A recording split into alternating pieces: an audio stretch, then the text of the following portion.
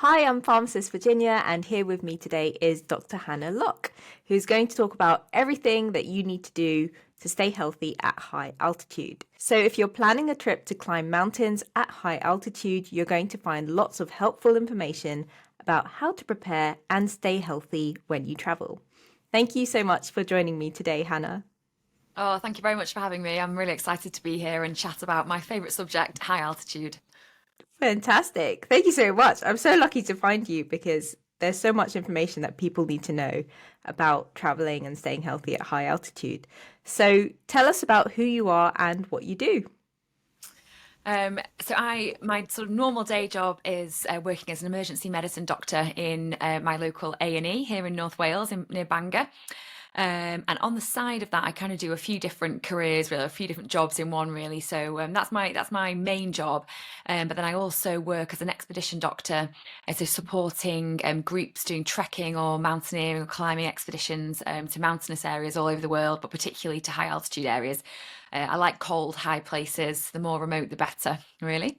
And then in the last few years, I've also started teaching as well. So I teach for a few different universities and on some commercial courses, teaching sort of like mountain medicine and particularly high altitude medicine.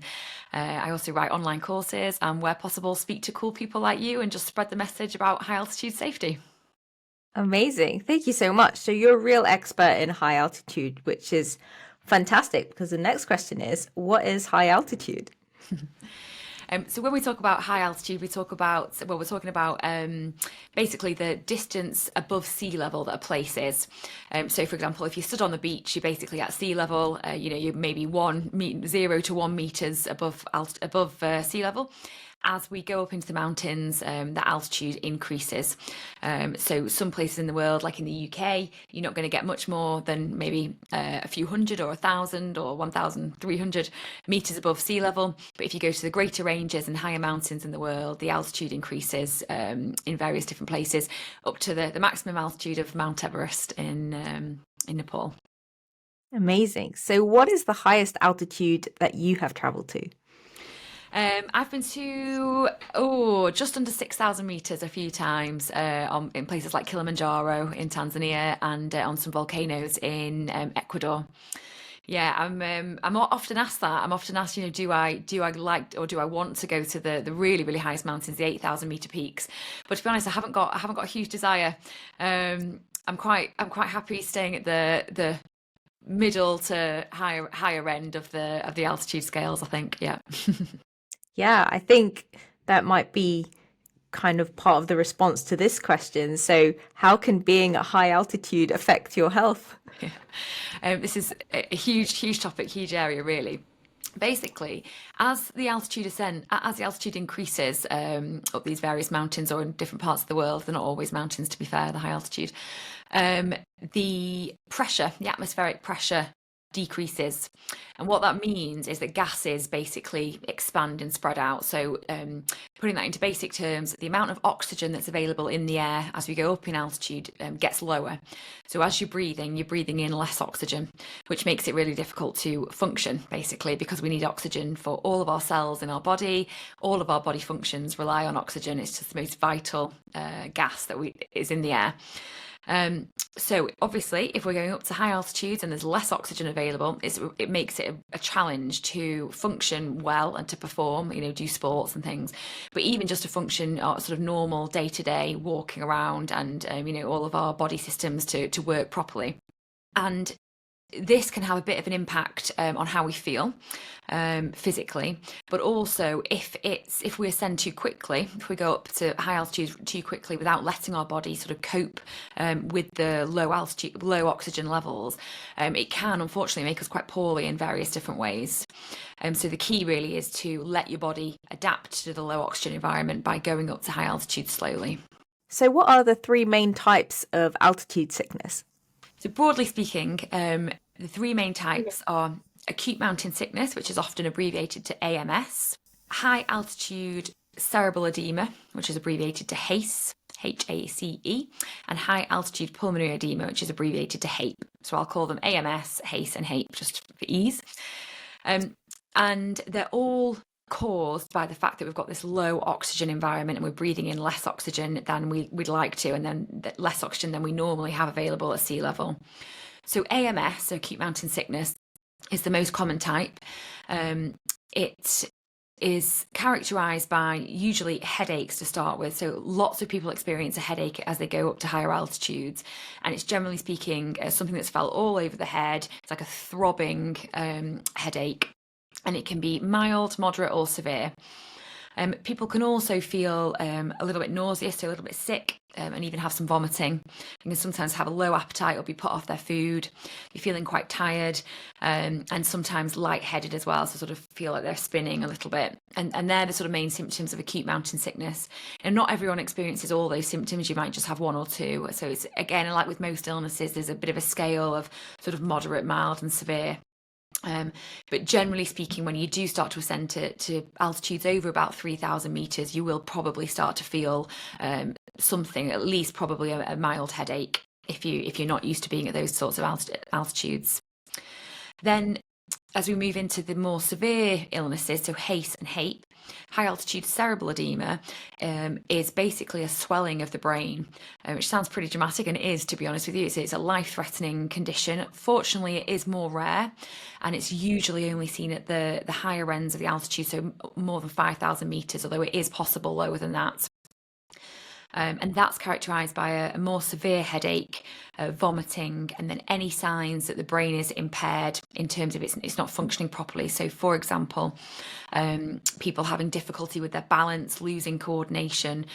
Sometimes people describe somebody as looking like they're drunk, even though they haven't had any alcohol or other drugs, because they're just not able to function properly. Sometimes people have difficulty with their speech, difficulty with their vision. And at the very worst end of the scale of that illness, people can lose consciousness or even have seizures. So that is a very important condition that needs to be recognised early and treated rapidly. As I say, fortunately, it's uncommon. And then again, in that category of severe illness is HAPE, so high altitude pulmonary edema, and that's basically fluid on the lungs, and again, all caused by a low oxygen environment. Again, that's can be a very serious condition. It's life-threatening and needs to be recognised and treated quickly. And that's characterised by people feeling very short of breath, usually coughing and feeling very tired. Sometimes that can be a little bit difficult to spot straight away, because one of the main things that we're going to feel when we go to high altitude is short of breath, because there's low oxygen in the air, so we need to get more in by breathing faster. So everyone's going to be a little bit short of breath. But somebody who's developing HAPE is usually significantly short of breath, even when they're resting and not doing any exercise or activity. They're usually feeling really quite unwell, coughing quite a lot, and yeah, generally feeling quite exhausted. And if in that situation, they need urgent help, basically. So if you start seeing signs of high altitude sickness, then should you stop climbing up the mountain? Definitely, yes. That's the most important thing to do in anyone that's not feeling well at altitude, with any symptoms really. Even if you're not quite sure what the cause is or what the diagnosis is, the most important thing to do is to not ascend any further, not keep going up, because that will only make things worse. As I said, the higher you go, the less oxygen there is, and that's the cause of these illnesses. So the most important thing is to stop ascending. If possible, go down, but just at least stop ascending and evaluate where you are, and so you can make a plan from there. So how long does high altitude sickness last, so that you can kind of recover and then go down the mountain, then maybe start going back up it again? This is very dependent on the situation, in terms of how severe the illness was, where you are, your previous altitude experience. It's not really a one-size-fits-all answer, to be honest. What I would say is if somebody's displaying signs of AMS, acute mountain sickness, and is maybe at the milder or more moderate end of the scale, and what is usually recommended is that they rest. So don't ascend any further, rest, preferably overnight. See how they go, make sure they're well hydrated, have something to eat, that kind of thing. If that person is actually feeling a lot better the next day, then there's no reason really why they can't then continue on climbing the mountain.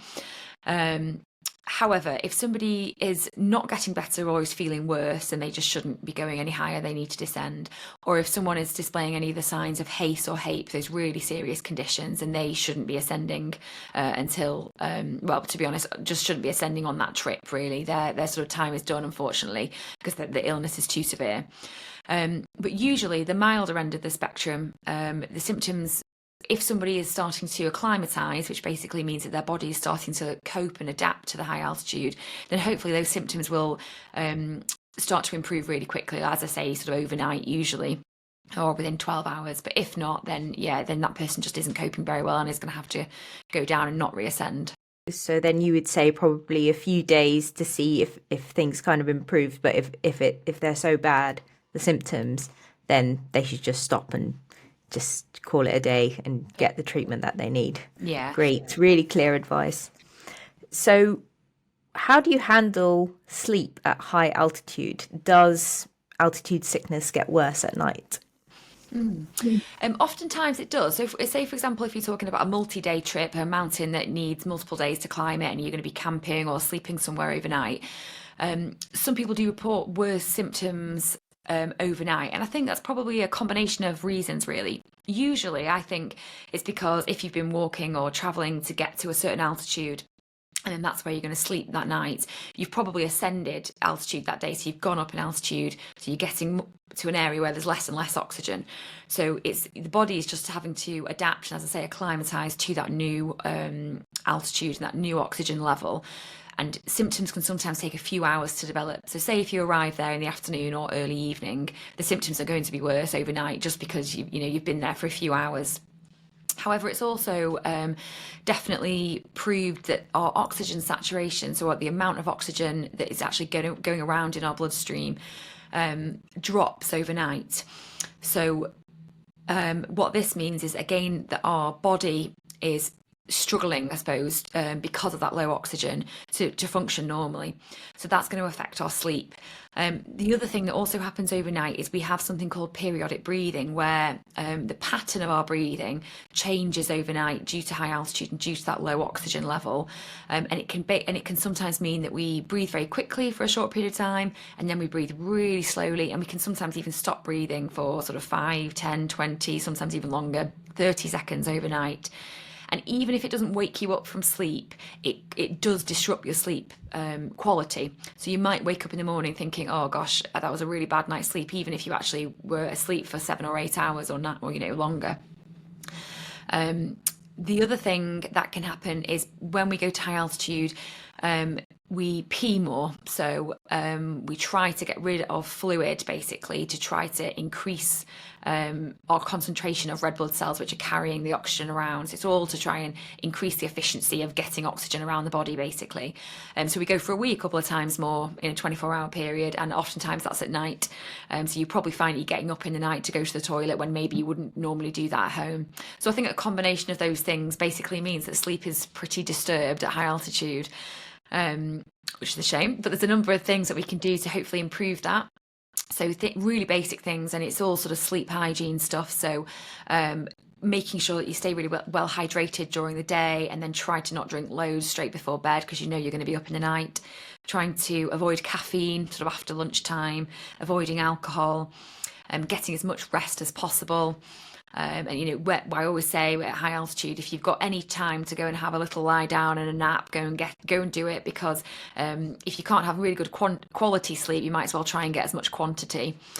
And making sure that you're helping yourself get to sleep at night time by trying to be as relaxed as possible. So whether that's listening to music or reading a book or whatever you find helpful at home, just to try and make sure that you falling to sleep as quickly as possible and hopefully getting as much sleep as you can. That's really great advice. Thank you. It's really interesting to hear that you pee a lot more as well to try and help with the amount of oxygen in your blood to help reduce the impact of the high altitude. So who is prone to getting high altitude sickness? Are there people who are more likely to get high altitude sickness?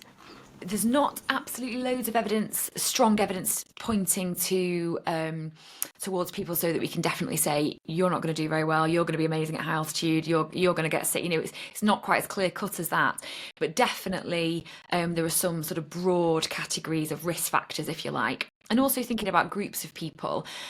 For a start, people who live at low altitudes and who have sort of, generations of their family tree have all lived at low altitude won't be as adapted to high altitude sort of naturally.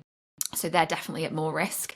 Whereas there's some, groups of people all over the world that have lived at high altitude for multiple generations and have now got genetic adaptation. So they're at less risk of getting ill from altitude in the same way as lowland people. So definitely people who come from lowland areas or low altitude areas. People who have got a low understanding of altitude illness, so hopefully not people that are listening to this podcast, they'll understand it now.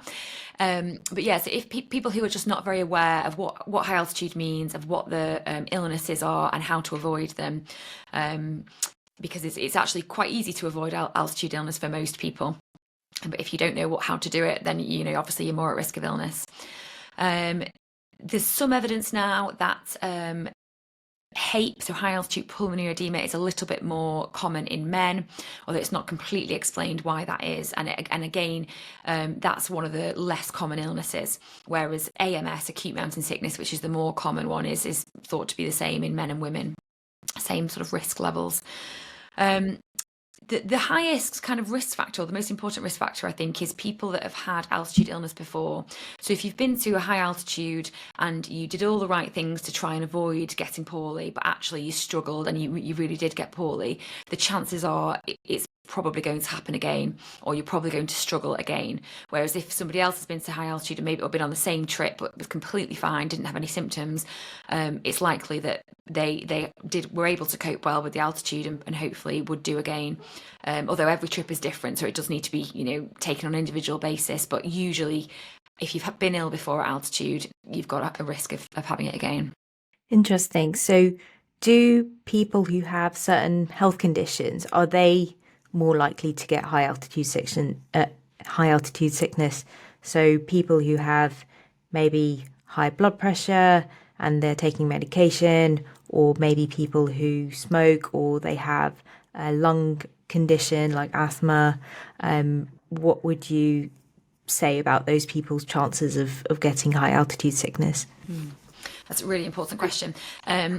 All different conditions are slightly different, but just thinking about the ones you mentioned there, the lung conditions are very important.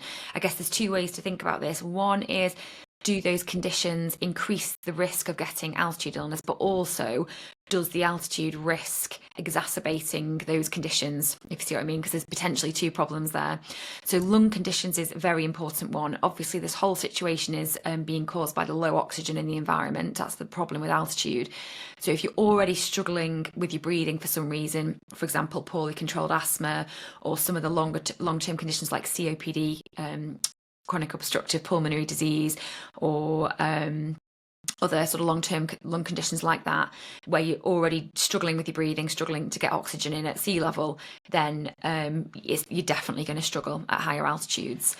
And for some people, it's probably just not recommended to go to very high altitude. It's a difficult one to answer because it's got to be on an individual basis. But for the long-term lung conditions, it would definitely increase your chances of struggling and potentially getting poorly. And especially for high altitude pulmonary edema, so the fluid on the lungs, that's partly the reason why that happens is partly due to an inflammatory process. So inflammation of the lungs or the lining of the lungs. So any conditions that someone's currently got, like a chest infection or an upper respiratory tract infection, like a sore throat, things like that, or a cough or a cold, they would put you at increased risk of some of these illnesses at high altitude, just because you've already got an inflammatory process going on within the breathing system, and then altitude makes that worse. Yeah. So if people who have high blood pressure or they have a heart condition, should they be worried about going to high altitude? I wouldn't necessarily say worried. Everyone's different, and everyone's. I wouldn't be able to give a black and white answer, but they should definitely seek personal medical advice before planning a trip to high altitude, and because it definitely depends on what their blood pressure is and how well it's been controlled, whether there's any other complications from that, and heart conditions definitely need to be sort of advised on a personal basis because some won't be necessarily as much of a problem where others may be, and it also depends completely on the trip because when we talk about high altitude kind of starts at around 2,000, 2,500 meters, but goes to the height of Everest, almost 9,000 meters. So there's a huge range.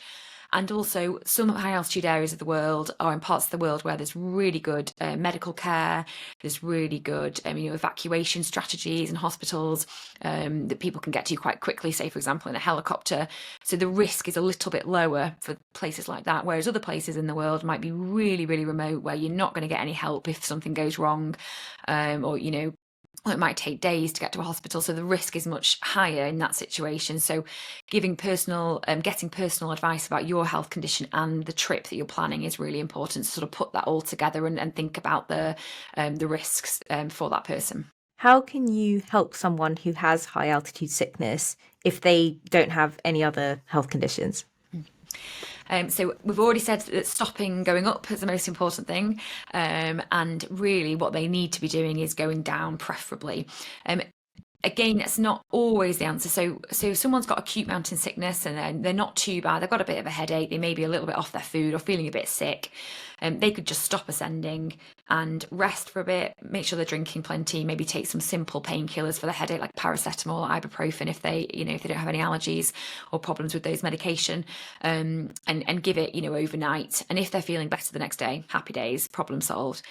If somebody's displaying more severe signs of illness, they're feeling really, really unwell, or vomiting a lot, not able to keep down fluids, or have had some painkillers for a headache, but their headache's just getting worse and worse, or they're showing signs of HAPE and HACE, which we described earlier, so very, very short of breath and not able to breathe properly, very, very exhausted, or showing any signs that their brain isn't working properly, like not being able to walk properly or being confused, anything like that, the more severe ends of the scale, then they absolutely need to go down. What they need is more oxygen, and the way that we give that is by going down in altitude to get to a more higher oxygen environment. There are certain medications as well that can help to treat these conditions, but they only help. They don't cure the problem. What the person needs to do is get down the mountain. Depending on where you are or what trip you're on, there may also be other help available, like oxygen in oxygen tanks where someone can wear a mask to have oxygen delivered to them.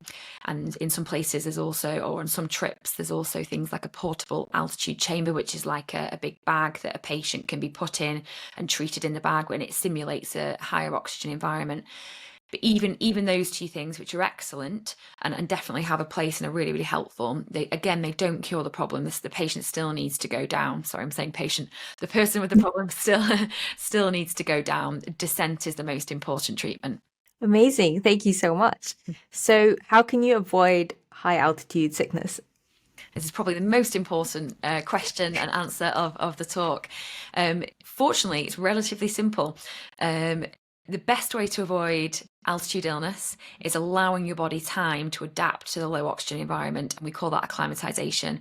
So the best way to do that is to gradually go up in altitude. So there's lots of guidelines out there that have been put together by kind of expert panels of doctors and other medical professionals in the world of altitude medicine, and mountain guides as well. And they've come up with a suggested sort of level of ascent, so maximum ascent of going up in altitude, basically. And it's, for most people, it's sort of 300 to 500 meters of ascent per day over 3,000 meters. And then every 3 to 4 days having a rest day where you wouldn't go up at all. And it's just to allow your body to naturally acclimatize. Now, for lots of mountains, that's not really it's very difficult to stick to those numbers exactly because mountains don't come in perfect perfect levels. Sometimes the path takes you a little bit higher or a little bit lower or whatever. But as long as the average of your trip is not going up more than 300 to 500 meters every few days in sleeping height, so you might be able to go up a bit higher than that. Say, for example, if you needed to cross over a pass, but then you drop down the other side and then sleep a little bit lower. So gradually ascending, not rushing up, and having a rest day every few days where you don't go up any higher. It's also, the other important things are just the basics of looking after yourself. So making sure you're staying really well hydrated, drinking plenty, fueling yourself with enough calories for whatever activity it is you're doing, because it's really hard work to be at altitude. And of course, if you're doing exercise as well, trekking or whatever, you're going to need lots of fuel. So lots of good tasty food, trying to get as much sleep as possible, and looking after yourself, listening to your body as well, and noticing how you're feeling, and noticing if you're starting to feel worse or if you're actually getting better, and just paying attention and looking out for whoever you're with as well. If you're with other people, your friends or whatever, just checking in on each other, and making sure that everyone's okay. That's really great advice, because I haven't heard that before, and I know that they always say climb up mountains slowly, but that needs to be defined. So thank you for defining that and letting people know that it's 300 to 500 meters per day, and the bigger the mountain, probably the more rest that you need. So do men and women experience high altitude sickness differently? Generally speaking, not really. So the symptoms are generally the same for everyone, roughly speaking. I mean, not everyone experiences all of the symptoms or experiences them in the same way, but that's not so much to do with sex or gender as just to do with, everyone's a little bit different. But no, the risk of the illnesses of AMS and HACE seems to be the same for men and women.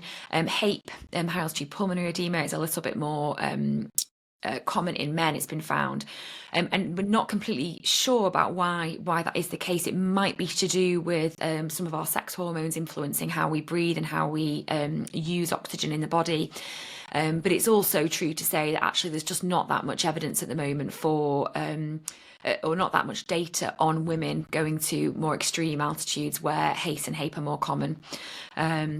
So it may just be that we just don't have enough data on women yet, but hopefully that's going to change in the future, especially as more and more women are going to higher altitudes and doing awesome stuff in the mountains. Amazing, thank you. So should pregnant women avoid traveling to high altitude areas, and is there a cutoff point for how many months you're pregnant that you should avoid going to high altitude areas? Yeah, this is another really interesting topic. And again, there's not loads of evidence, not loads of research data at the moment about this area. There's more data on women who already live at high altitudes who are pregnant, but not so much in pregnant travellers going to high altitude places. So a lot of the advice is quite conservative because obviously, as you can imagine, we try to reduce the risk as much as possible. But if you think about it, when you go to high altitude and there's less oxygen, we're already kind of working extra hard just to cope with that oxygen, that low oxygen in the body. Then if you're pregnant, you've also got the fetus who's also needs some oxygen. So what you don't want to do is kind of put the mother's body and the fetus at competition with each other for oxygen, basically. So what the evidence and the advice generally is that short stays at altitudes, sort of middle and high altitude, sort of just over 2,500 meters, 3,000, that kind of level. Short stays there where someone isn't doing any exercise are probably relatively safe for a pregnant person who is having a low risk pregnancy, where they're not having complications or haven't had lots of complications in previous pregnancies. But whenever the altitude increases, the risk is potentially going to be higher because of that low oxygen situation and the competition between the mother and the fetus for all that oxygen. And so there are potentially risks then of having problems with that pregnancy, including things like miscarriage, or whether the fetus isn't able to grow properly. And the other really important thing is what that person is aiming to do at high altitude. So, for example, exercise is the most sort of high risk thing because the demand for oxygen is so high. So it's recommended really that if someone is really desperate to go to high altitude and they're pregnant, trying to do as short a stay as possible. But if they want to exercise, then making sure they're really definitely acclimatized to that altitude by spending probably a good couple of weeks there before they even start to think about doing exercise, and trying to avoid really strenuous exercise. For some people, though, it's just not recommended at all. So for anyone who's more than 20 weeks pregnant and has got any complications in their pregnancy currently, or has had pregnancies in the past with complications, or really unfortunate situations like miscarriages, it's just recommended not to go to high altitude because the risk isn't really well understood, and it would just be awful to go to high altitude and for something bad to happen when you didn't need to go to high altitude in the first place. So it's quite conservative advice, but it's based on the fact there's just not a lot of evidence really. So really overall, I'd say that the most important advice is to get personal medical advice from whoever's looking after you in your pregnancy. So your midwife or GP or obstetrician if you're obstetric led care. Because everyone's different, everyone's pregnancy is different, and every sort of trip to altitude is going to be slightly different as well. So it's important to get personal advice. The other thing I suppose to talk about there is it's not just necessarily the altitude that's a factor, but also, as we mentioned, what you're planning to do there, because there's other issues to do with the pregnancy that might be relevant as well. If you're planning on doing certain activities like trekking or other activities or other sports, or do they themselves have risks for the pregnancy? So there's lots of things to think about really. So I think getting personal advice is really important there. Thank you. That's really important to know, because I think sometimes you might not be climbing a mountain, but you're pregnant and you're going somewhere that's high altitude. So you might be thinking, whether or not you and your developing baby, your fetus, are safe. So thank you for sharing that.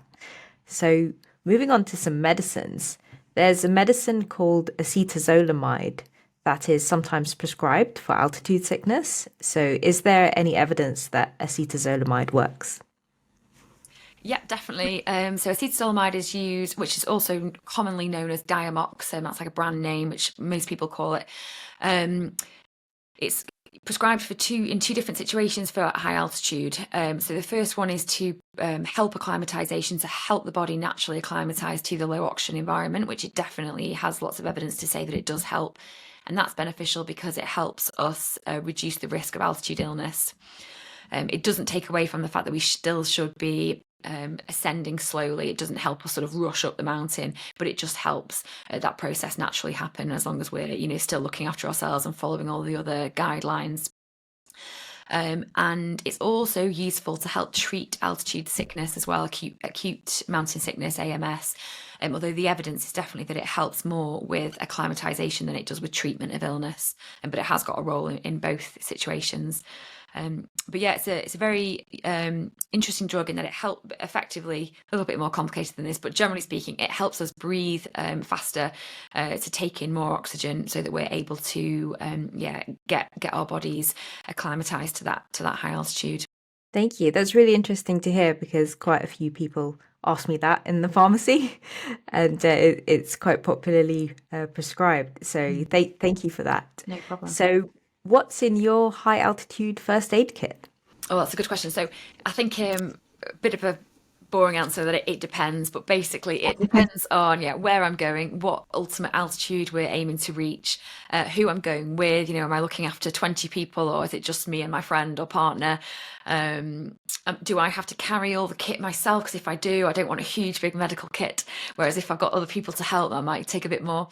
But we'll just go with some of the basics then. So some of the important altitude drugs that I'd always carry. So I'd always carry acetazolamide. I'd always carry dexamethasone, which is a steroid and helps treat HACE. I'd always carry nifedipine, which is another tablet, well, it can be a tablet or an injectable, which helps treat high altitude pulmonary edema. I'd always carry something for anti-sickness, because sometimes you can feel quite sick at altitude, and if it's causing problems that's stopping people from eating, then it's really useful to have some anti-sickness medication. And just basic painkillers, paracetamol and ibuprofen, which are, helpful for altitude sickness, but also obviously helpful for any other type of pain. I'd always carry some just basic first aid bits and bobs, plasters or blister kits and some bandages, things like that, just for your normal bits and bobs that can happen anywhere when you're out in the mountains, tripping up and cutting yourself or spraining your ankle or whatever. And then I'd probably carry a few more technical bits and bobs for a bit more advanced kind of medical care. But they're probably the basics that I would always carry in a little first aid kit, especially for high altitude. Oh, Great, actually, thank you. no, Oh, I've yeah. forgotten the most important thing. Sorry. Yeah. It's not technically in my medical kit, but it's always in my bag. I do not go out in the mountains without a group shelter. A group Mhm. shelter is like, for anyone that doesn't know, it's just basically a plastic or other man-made material, really, really small and compact, probably fits into a little pouch like that. They're quite lightweight these days and they're not very expensive, and you can get them for 2 people, 4, 6, 8, 10, huge ones. I would always carry one because regardless of what's going on in your situation in the mountains, if you're having a problem, you need to protect yourself from the elements. So whether somebody's poorly with the altitude or someone's twisted their ankle or someone's just tired and just needs a rest, if the weather's cold or raining or challenging, getting people inside a group shelter immediately makes the situation more manageable and just generally much nicer. It gets you a bit warmer, gets you some shelter, and you can sort out whatever issue is going on. So, and also if you ever do have the unfortunate situation where you need to await help or await rescue, waiting in a warm, sheltered place is significantly better than waiting on a freezing cold mountainside.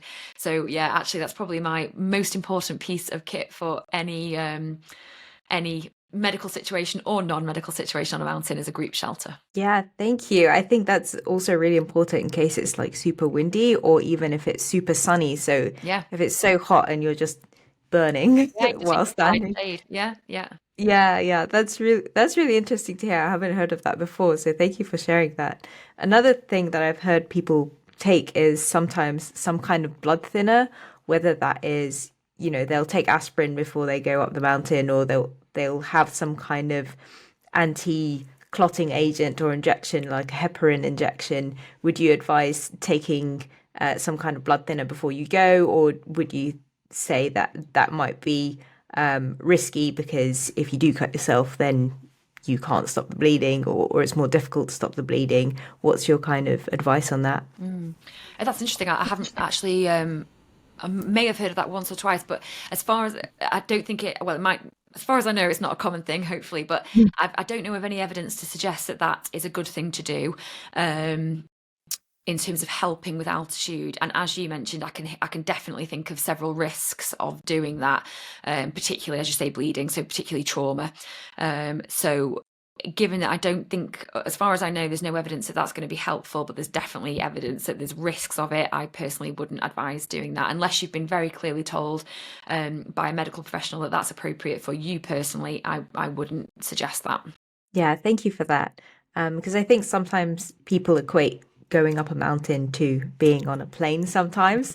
And one of the risks of being on a plane is that you're sitting down for a long time. So you've got a higher chance of getting a blood clot. So that's why people are more likely to take an aspirin or some other kind of blood thinner. So it's important to note that they're two different situations. So just to keep that in mind and also get the advice that you need from your healthcare professional. There is, yeah, it's interesting. There is a theoretical risk of increased clotting at high altitude, but it's only theoretical at the moment. And to be honest, I think it's a combination of factors. I don't think it's all to do with the high altitude itself. It's a lot to do with the fact that often if people go to high altitude, they're not looking after themselves in terms of staying hydrated. The temperature's usually colder, so that adds to it as well. So I think it's all a combination of things actually, but I think what's really important there, and it's the same on a plane really, is making sure that you're moving, particularly on a plane. You don't sit down the whole time, and on a plane and at high altitude, just making sure you're well hydrated. I think doing things naturally like that is beneficial. So that's really interesting to hear. So why don't you get high altitude sickness on a plane?